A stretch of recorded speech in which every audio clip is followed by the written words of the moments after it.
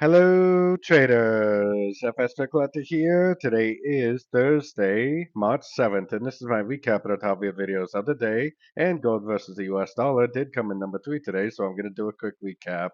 If you'd like to see my full top-down analysis on gold, make sure to check out the video I made this morning, linked at the end of this video over here.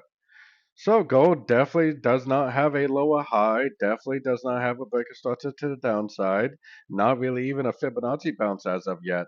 It is very clear to me that this is a big old 1, 2, 3.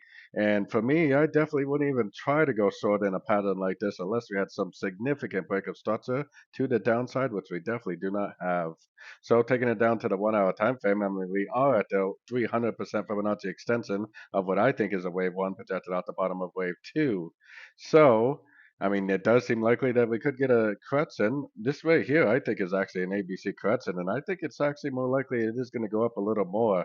I mean, like I said, I would definitely not even try to go short unless we had a very impulsive move to the downside with a break of structure, and even then, I would probably wait for a pullback to go short.